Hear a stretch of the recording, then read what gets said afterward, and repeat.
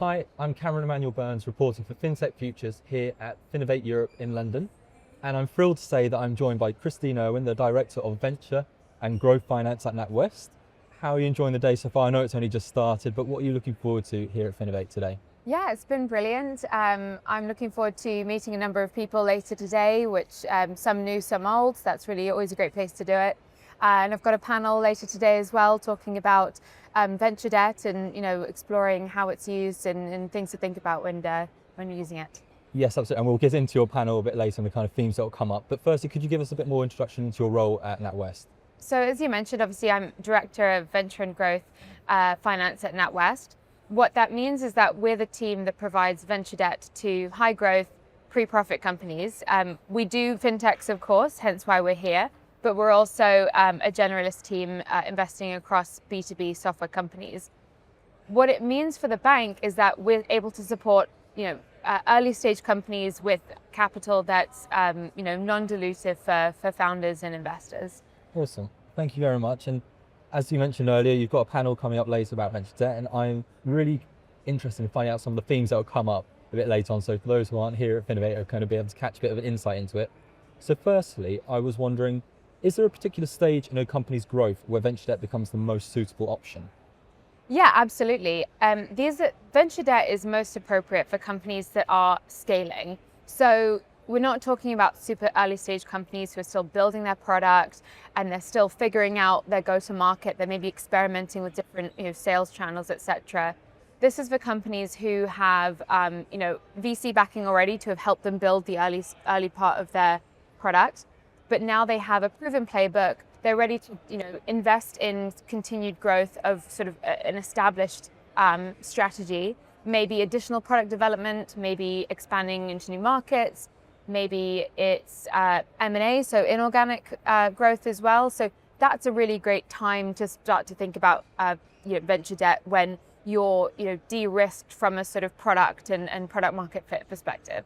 Super. And so when comparing venture debt to, say, equity financing, what factors should startups in particular consider when determining which funding option is the best option for them?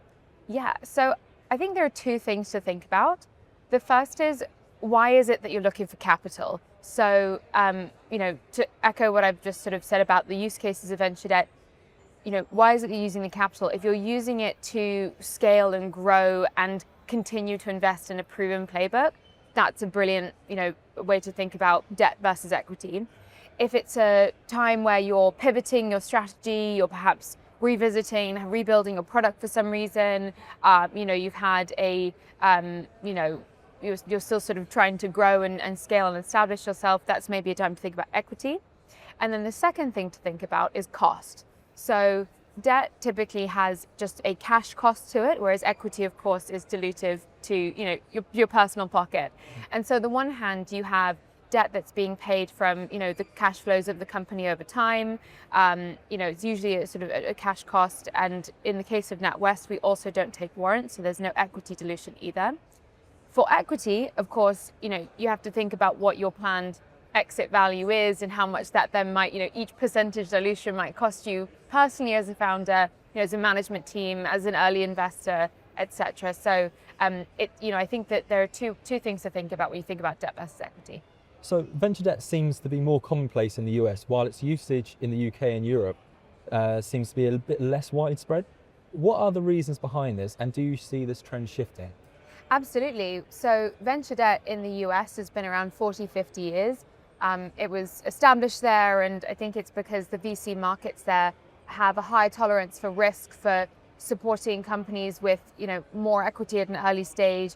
And so venture debt was able to kind of get comfortable with, lenders were able to get comfortable with lending to early stage companies. The UK and Europe has, taken the sort of lessons learned from the US, and here in the UK, it's probably been around, 15 years. So it used to be new, but not so much anymore. And I think what we're seeing here is historically we've had a more conservative equity market. So VCs were, perhaps doing slightly smaller rounds or kind of less likely to follow on if a company was going through a sort of downside or a slowing in growth compared to their US counterparts. But I think that's A, changing a little bit, but B, most importantly, is that the investors here are becoming more and more familiar with venture debt. The founders are becoming more familiar with venture debt, when to use it, when not to use it. And what's important is a symbiotic relationship between equity investors and debt lenders. And I think in the past few years, that's really come to fruition. And what we're going to see now is a period of hopefully rapid growth for the venture debt market, which is just adding capital to early stage companies and hopefully kind of, all rising tide lifts all boats. Awesome, thank you so much. And what strategies can startups and larger companies use when trying to mitigate the risks when taking on venture debt? So firstly, asking yourselves the right questions around why you're taking debt, why not equity, kind of things we talked about already. But I think the most important thing that companies can do when thinking about using venture debt is to do their due diligence on the lenders. And, it's really important to make sure that you're working with a lender that is reputable, that you trust, that will be a good actor. They are a partner, and so they're with you through good and through bad. And most importantly, it's about how they act when things don't go so well.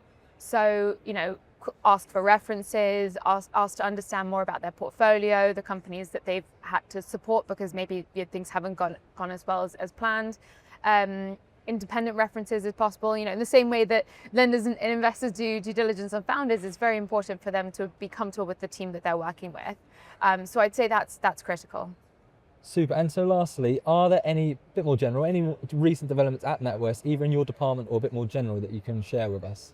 Yeah, absolutely. So, I think our team's been around for a number of years, and we're the main team at the moment that is sort of facing the VC and startup ecosystem within the bank. Of course, we bank a huge number of the UK startups. We have an innovations and partnerships team which looks at bringing in strategically aligned companies into the bank. But what we are seeing is that there's a massive untapped market in being able to support startups and VCs a lot better and a lot more comprehensively than we had done in the past.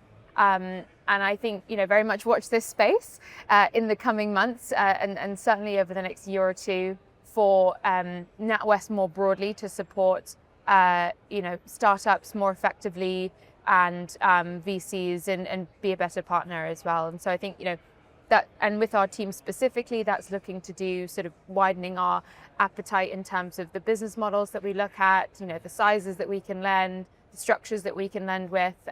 So just being more flexible, hopefully, as a partner to companies. Thank you so much, Kristine. Thank you for your time today. Thank you for sharing your insights. It was really fascinating speaking with you, and I hope you enjoy the rest of Finovate. Great. Thank you very much.